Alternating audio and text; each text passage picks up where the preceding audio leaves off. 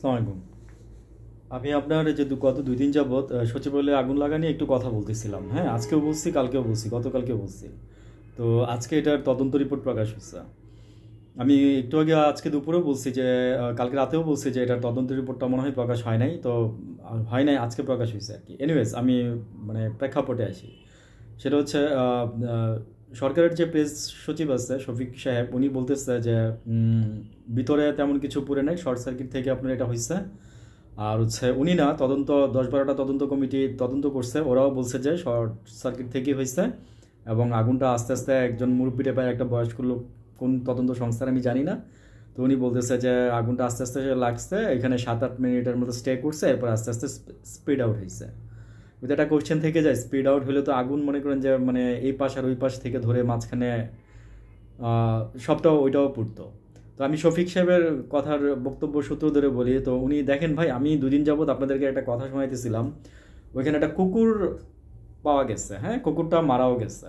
আমি অনুমান করে বলছিলাম অনেকটা যে কুকুরটা মানে জলসাই মারা গেছে। হ্যাঁ, তো ভিডিওটা আসবে সামনে, বুঝছেন? ভিডিওটা আসবে কুকুর কিভাবে মারা গেছে একটা সচিবালয়ের ভিতরে, যে আপনার সেটার ভিডিও আপনারা পাবেন। শফিক সাহেব বলছে ওইটা পাবলিশ করবে।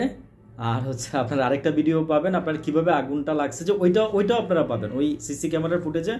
আপনি ওই ফুটেজটাও পাবেন, ঠিক আছে? এই দুইটা ফুটেজ আপনারা পাবেন। ভাই, আমি হয়তো বা কুকুরের কথা বলছি, অনেকে হয়তো বা হাসি ঠাট্টা মস্করা করবেন বা করছেন, ঠিক আছে? দেখছেন তো ভাই, আজকে কুকুর কত কাজে লাগছে আমাদের এই সচিবালয়ের আগুনের তদন্তের মানে প্রেক্ষিতে।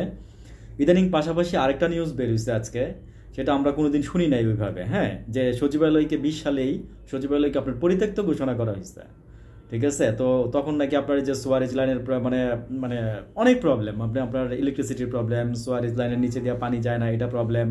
তারপরে হচ্ছে আরও ইত্যাদি ইত্যাদি নানান ধরনের প্রবলেম। এটা কে বলছে? আপনার আমি একটা বণিক বার্তা নামের একটা পত্রিকার সম্পাদকের ইয়াতে মানে উনিই বলতেছে আর কি, মহিলা নিজেই বলতেছে।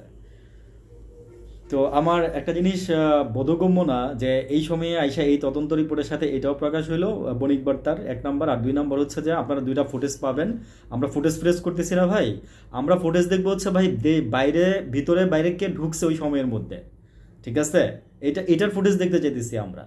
ভিতরে বাইরে কে ঢুকছে সচিবালয়ের বাইরে ওই সময়টার মধ্যে, ওই সময়টুকুর মধ্যে কি আসা যাওয়া করছে, এটার ফুটেজ চাচ্ছি আমরা। ভিতরে কুত্তা কিভাবে মরছে, হ্যাঁ, আগুন কিভাবে লাগছে, বা এগুলো চাইলে মেক আউট করা যায়, ঠিক আছে?